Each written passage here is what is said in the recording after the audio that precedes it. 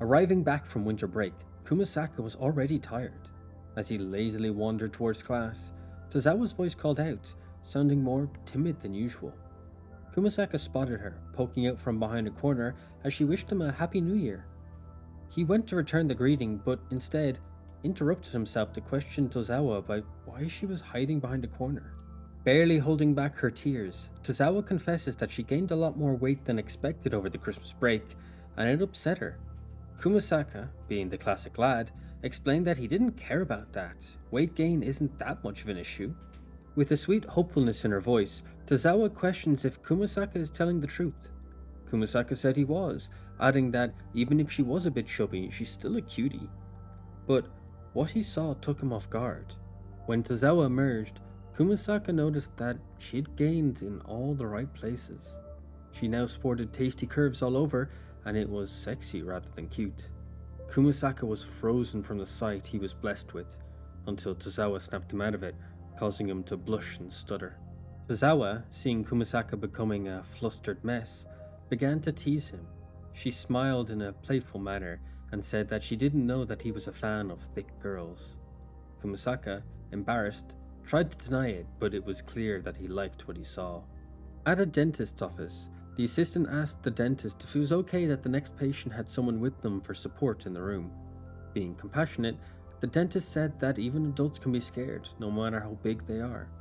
Entering the room, he declared that it was now time to start.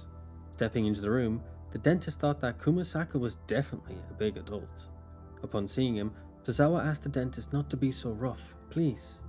The dentist thought that Tozawa clearly wasn't Kumasaka's sister, so questioned if she was his girlfriend. She said she was his friend, but implied more. The dentist was just confused by why she said it in a weird way, but moved on anyway. Tozawa informed the dentist that Kumasaka is terrified of this place, so he's been avoiding it for as long as possible, which explained why he was in such bad pain. Towering over Kumasaka, the dentist went to take a look. However, Kumasaka only saw an imposing man leaning over him. Terrified, Kumasaka clamped down his jaw and growled at the dentist, scaring him and causing Tozawa to scold him like a bad dog. Finally getting a look at the issue, the dentist said it was bad. Tozawa, surprised, asked if it was really that bad. The dentist bluntly said that a root canal was necessary, scaring Kumasaka to his core.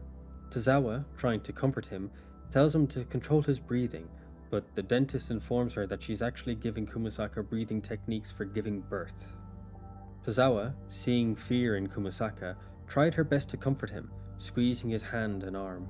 Shutting his eyes, Kumasaka cursed himself for being so scared, even though Tozawa was there to help him. As he freaked out, he felt something squish against him. Opening his eyes, Kumasaka saw Tozawa latched onto his arm, attempting to stop his shaking and trembling. Feeling her chest pressed against him, Kumasaka stopped shaking as all his blood went to a different location.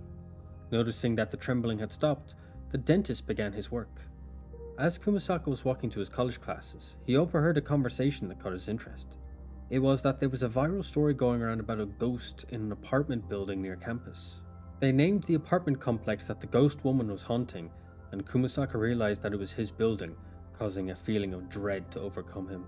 Tozawa found Kumasaka on the street, frozen in fear and as pale as a ghost. She was worried for his health and asked him what was wrong.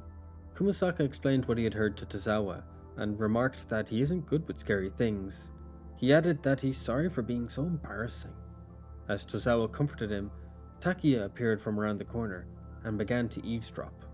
Tozawa began to plan what they can do that will help Kumasaka, saying that she's good with scary things so she could stay the night to soothe his concerns. As they discussed this, Takiya watched on, thinking that perhaps the relationship between them might be on the rocks. Tozawa continues, saying that they might as well make the night fun since they'll be together, and they will laugh the ghost rumor away. What she didn't say was that she was going to use the night to seduce Kumasaka and ensure that they bang, okay? That night at Kumasaka's apartment, Kumasaka was surprised, but not due to a ghost, but what Tozawa was wearing. Tozawa, in a nightgown and wearing a delighted expression on her face, told Kumasaka that ghosts hate sexy things, so she thought this might help. Kumasaka, being the innocent lad that he is, believed it, but also backed into a corner, blushing heavily.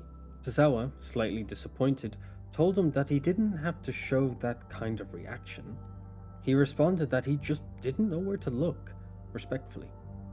Kumasaka had a new dilemma. He can't think about the ghost because he's too horny. Tozawa, realizing that she can't force her way to get what she wants, put on a cardigan, much to Kumasaka's relief. She sat beside the now calmed Kumasaka and commented on the long night ahead of them.